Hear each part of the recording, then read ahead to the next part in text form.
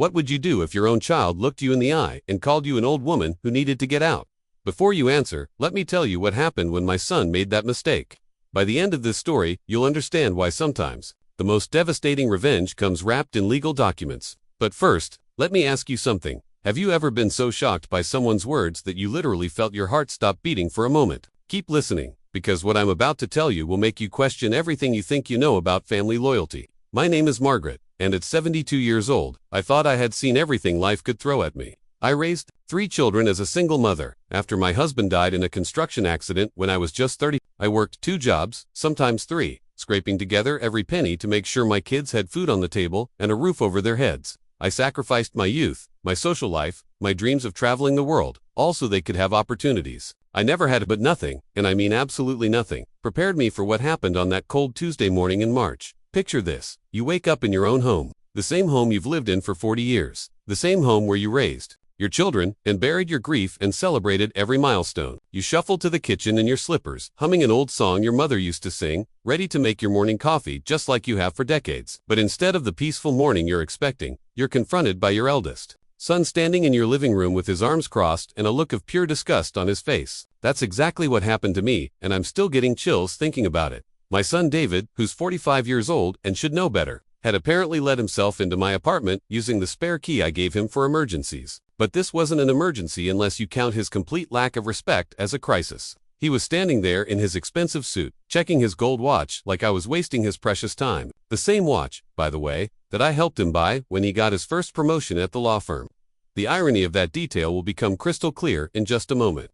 Now here's where it gets interesting, and I want you to really pay attention, because this is where the story takes a turn that nobody, including David, saw coming. He looks at me with this expression I had never seen before, like I was something disgusting he had stepped in on the sidewalk. His voice was cold, calculated, like he had been practicing these words in the mirror. He said, and I quote word for word because they're burned into my memory forever, "Mom, I've been thinking, and it's time for you to face reality. You're getting old, you're becoming a burden, and frankly, this apartment is wasted on someone like you. I need you to pack your things and find somewhere else to live. Maybe one of those senior communities where you belong. This place could be worth a fortune if it was fixed up properly, and you're just taking up space like some old woman who doesn't know when to move on." Can you imagine hearing those words from your own child? The child you carried for 9 months. The child you stayed up with through countless sleepless nights when he had fever. The child you cheered for at every soccer game and school play. I felt like someone had reached into my chest and squeezed my heart until it stopped beating. But here's the thing about shock. Sometimes it gives you perfect clarity, and in that moment of crystal clear thinking, I realized something that made me smile for the first time in weeks. You see, David had made one tiny, insignificant, absolutely catastrophic mistake in his calculations. He assumed that because I lived in this apartment, because I had lived here modestly for 40 years, because I drove an old car and shopped at discount stores and clipped coupons like they were precious gems, that I was just some helpless old woman with no power and no options. He looked at my gray hair and my wrinkled hands and my comfortable old lady clothes and saw weakness. He saw someone he could push around, someone who would just quietly disappear when told to do so. But David forgot something crucial about his dear old mom. He forgot that I wasn't just surviving all those years after his father died. I was strategically building something. Every sacrifice I made, every second job I worked, every penny I saved instead of spending on myself, it all had a purpose. While he was growing up thinking we were just getting by, I was actually creating an empire. A small empire, maybe, but an empire nonetheless. What David didn't know, what I had never told any of my children, because I wanted them to understand the value of hard work and not rely on their mother's success, was that over the past 40 years, I had been buying real estate. Not just any real estate, mind you, but specifically the buildings in our neighborhood. Every time a property went up for sale, every time someone needed to sell quickly, I was there with cash in hand. I started with small investments, reinvesting every profit, growing my portfolio building by building, apartment by apartment. The apartment where we were standing, the apartment David was so rudely trying to evict me from, wasn't just my home. It was the penthouse unit of a building I owned, completely. Not just partially owned, not just had a mortgage on, but owned outright, free and clear, with my name on every single deed and document. And that building wasn't my only property. Oh no, I owned the building next door to them, and the one across the street, and 3 more buildings within a 4-block radius. So when David finished his little speech about how I needed to get out and make room for someone more deserving, I just stood there for a moment, letting his words hang in the air like a bad smell. I was calculating in my head, trying to decide, Exactly how I wanted to handle this situation. Should I be gentle? Should I try to educate him about respect and family values? Should I give him a chance to apologize and pretend this conversation never happened? Then I looked at his face again, at that expression of smug superiority, and I realized that gentle wasn't going to work here. David needed to learn a lesson, and sometimes the best lessons are the ones that hit you like a freight train when you're least expecting it. I walked over to my old wooden desk, the same desk where I had helped him with his homework every night for 12 years, and I opened the bottom drawer. Inside that drawer was a file folder that David had probably seen 1,000 times but never bothered to ask about. I pulled out that folder and set it on the coffee table between us. It was thick, maybe 3 inches of paperwork, all neatly organized with little tabs and labels like the organized person I had always been. "David," I said, and my voice was surprisingly calm considering the volcano of emotions erupting in my chest. "Before I pack my things like you suggested, I think there might be something you should see. Something that might change your perspective on this whole situation." He looked at the folder with mild curiosity, probably thinking it was insurance papers or medical documents or some other boring old lady paperwork that had nothing to do with him. He was checking his watch again, and I could practically hear him thinking about how much billable time this conversation was costing him. I opened the folder to the first document and turned it around so he could read it clearly. It was a deed, a property deed with my name listed as the sole owner. His eyes scanned the document quickly, and I watched his expression change from boredom to confusion to something that might have been the beginning of understanding. "This is the deed to this building, David. The entire building. All 6 units, including this penthouse where we're standing right now." I let that sink in for exactly 3 seconds before continuing. "But that's not all. Let me show you something else." I flipped to the next document. Another deed. Same name, different address, the building next door. Then another deed. The building across the street. Then another, and another, and another. With each deed I showed him, I watched his face get paler and his confident posture start to crumble like a house of cards in a windstorm. "You see, son, while you were busy building your career and forgetting where you came from, your old mother was building something to. I own 17 buildings in this neighborhood. 17, that's a total of 93 rental units, plus this penthouse where I choose to live. The monthly rental income from those properties is more than what you make in a year at your fancy law firm." Now here's where the story gets really interesting, and I want you to pay close attention because this is the moment when David realized he had made the biggest mistake of his life.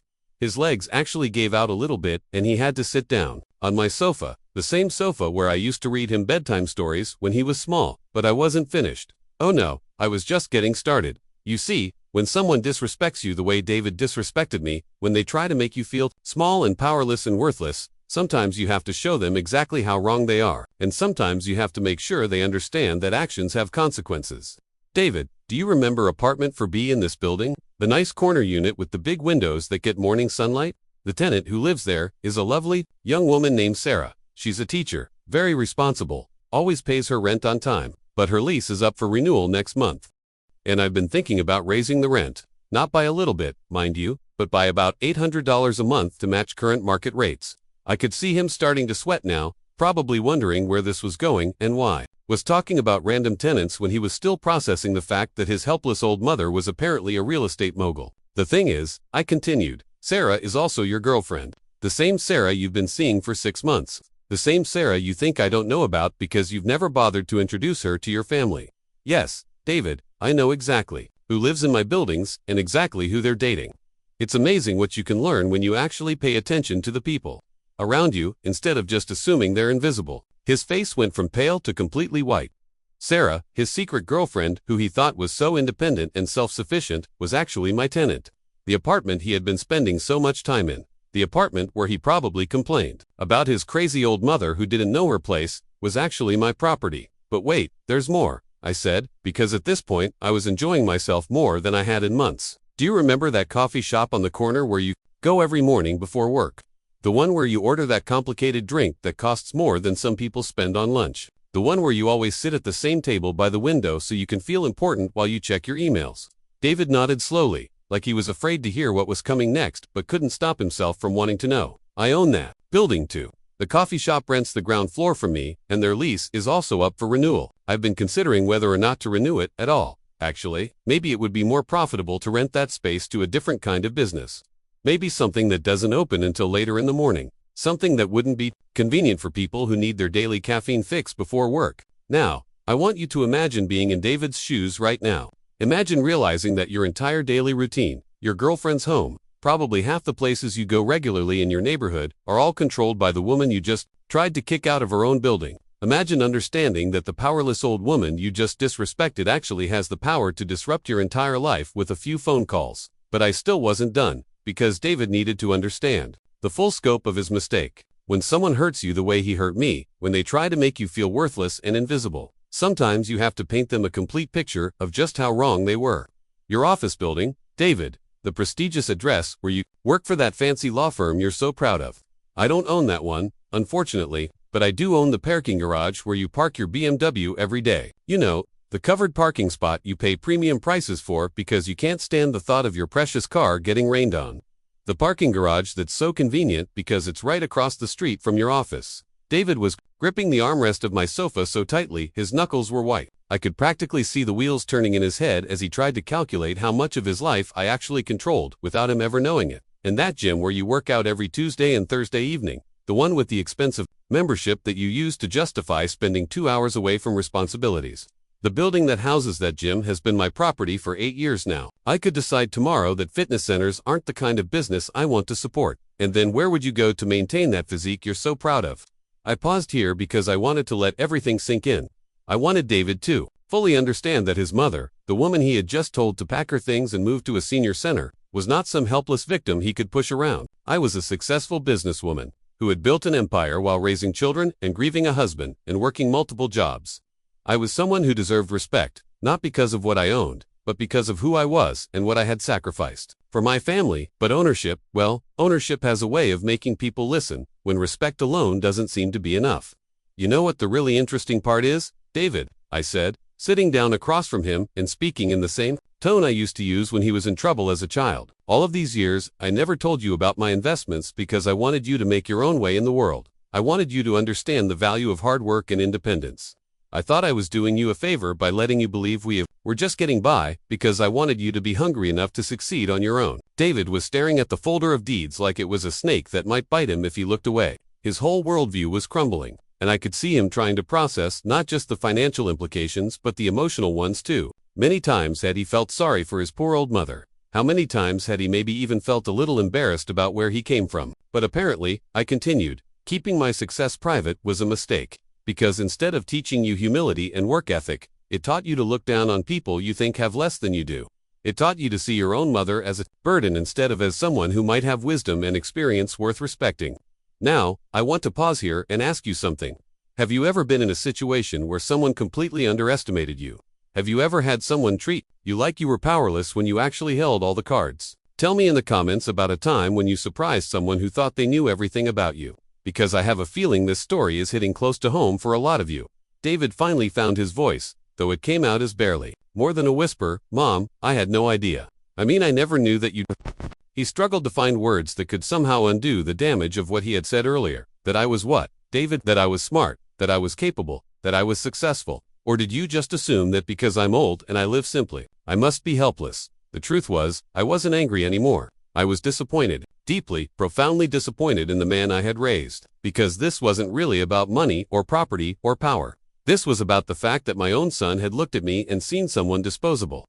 Here's what's going to happen, I said, and my voice carried the authority of someone who had been making difficult decisions for 40 years. You're going to leave my apartment now, and you're going to think very carefully about the words you use today. You're going to consider whether that's really how you want to talk to the woman who gave up everything to raise you. David started to speak, probably to apologize or explain or make excuses, but I held up my hand to stop him. I'm not finished. You're also going to think about what kind of person you've become, and whether that's the kind of person you want to continue being, because money and property and power, those things can disappear tomorrow. But character, respect, love, those things last forever if you nurture them, or they can be destroyed in a single conversation if you're careless with them. I stood up and walked to the window, looking out at the neighborhood I had been quietly buying one building at a time for 4 decades. Your girlfriend Sarah will continue to live in an apartment for B at her current rent because she's a good person who treats others with kindness. The coffee shop will continue to operate on the ground floor because small businesses deserve support. Your parking garage will continue to honor your contract because I believe in keeping agreements even when other people don't. I turned back to face him, and I could see tears in his eyes. Whether they were tears of shame or relief or fear, I couldn't tell, and frankly, it didn't matter. But you, David, you need to decide who you want to be going forward. Because the son I raised, the boy who used to help me carry groceries and who cried when he accidentally stepped on a spider. That boy would never have spoken to his mother the way you spoke to me today. David stood up slowly, like an old man instead of the confident lawyer who had walked into my apartment an hour earlier. Mom, I'm so sorry. I don't know what came over me. I've been under so much stress at work, and I've been worried about your health and your finances, and I thought, You thought what? That you knew better than me about my own life, that you had the right to make decisions for me without even asking what I wanted or needed. He nodded miserably, and for a moment I saw the little boy he used to be, the one who would confess to breaking something before I even knew it was broken. The stress at work, the worry about money, those are explanations, David, but they're not excuses. Plenty of people deal with stress without deciding that they're elderly. Relatives are burdens to be disposed of. I walked over to my desk and pulled out another document, one that I had been saving for a different conversation on a different day. It was my will, updated just 6 months earlier. Do you want to know what I was planning to leave you when I die, David? Before today's conversation, I mean. He shook his head quickly, like he didn't want to hear the answer, but I continued anyway.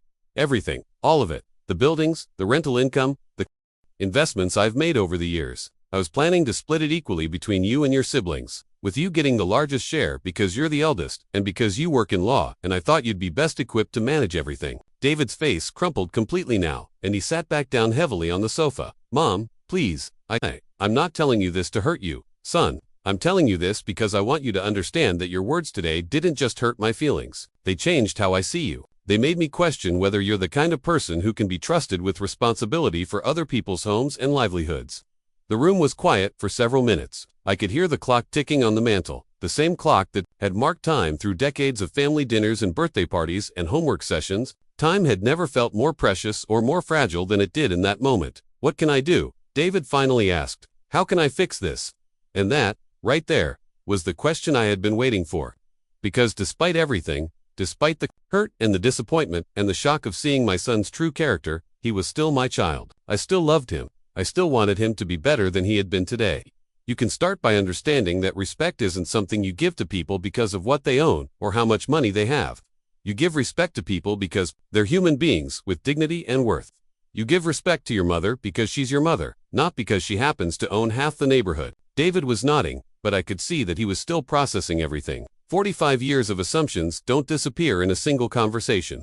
You can also start by looking at the other people in your life and asking yourself whether you treat them with the same dismissive attitude you showed me today. Your girlfriend, your coworkers, the barista at the coffee shop, the parking attendant. Do you see them as real people with their own stories and struggles, or do you see them as supporting characters in your own personal drama? I sat back down, across from him, and for the first time since he had arrived, I spoke to him with the gentleness of a mother instead of the authority of a property owner. David, you have so many wonderful qualities. You're intelligent, you're hardworking, you're successful in your career. But success without compassion is just selfishness with a good salary. Money without kindness is just paper with pretty pictures on it. He was crying now, really crying, and I felt my own eyes getting misty.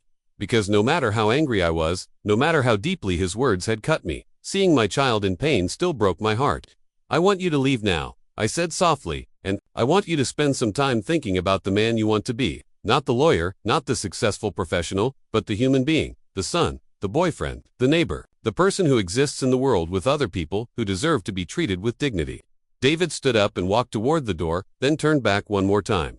Mom, will you? Can I call you tomorrow? Can we talk about this more? I nodded. You can call me. But David, when you do, I want you to call because you genuinely want to have a relationship with your mother. Not because you're worried about inheritance or because you think you need to manage my finances. I want you to call because you love me, not because you're afraid of what I might do with my properties.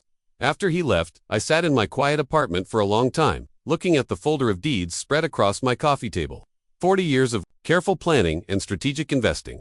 40 years of building something substantial from nothing. And my own son had looked at me and seen only an obstacle to be removed. But here's the thing about respect. You can't demand it, you can't buy it, and you certainly can't get it by trying to intimidate people into giving it to you. Respect is earned through consistency, through treating others with dignity, through showing up for the people who matter to you even when it's inconvenient or difficult. David called the next day, just like he said he would, and the day after that, and every day for 2 weeks. We had long conversations about family and responsibility, and what it means to value people for who they are instead of what they can do for you. We talked about his father, who died before he could see the man David became, and whether that man would be proud or disappointed. We talked about the difference between being successful and being significant. It took time, but slowly. David began to understand that the lesson wasn't about money or power or real estate empires. The lesson was about seeing people, really seeing them, and treating them with the respect and love they deserve, regardless of their age or their appearance or their perceived helplessness.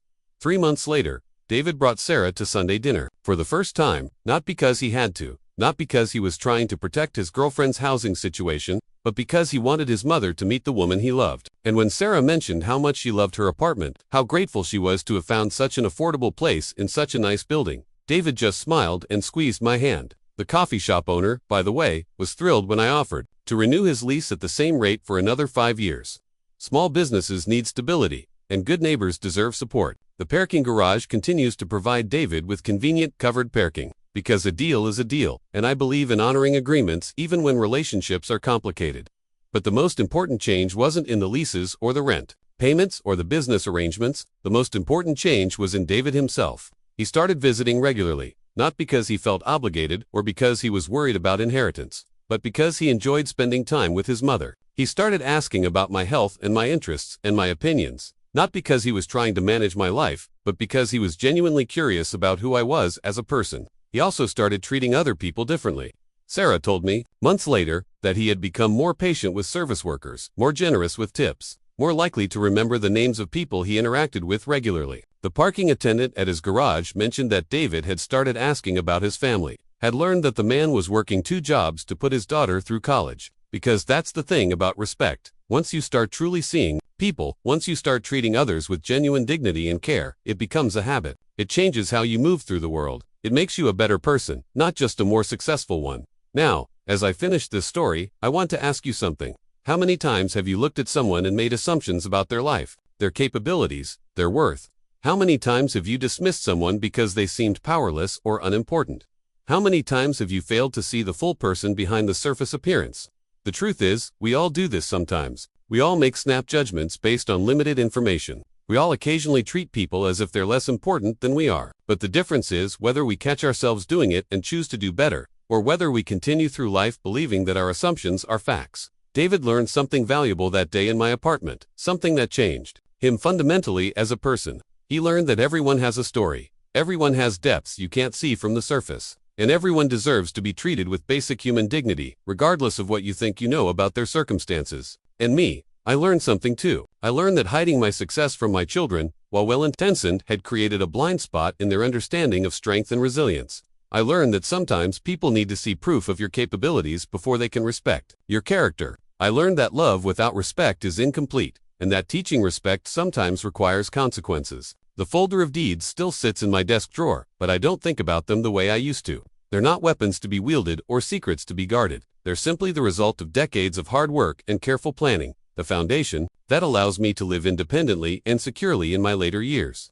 They're proof that determination and sacrifice can create something lasting, something meaningful. But more importantly, they're a reminder that everyone you meet is fighting battles you know nothing about, building dreams you can't see, carrying strength you might not recognize. The elderly woman in the grocery store might be a former CEO. The quiet man at the bus stop might be a published author. The teenager working at the fast food restaurant might be supporting her entire family while putting herself through school. You just never know who you're really talking to until you take the time to find out.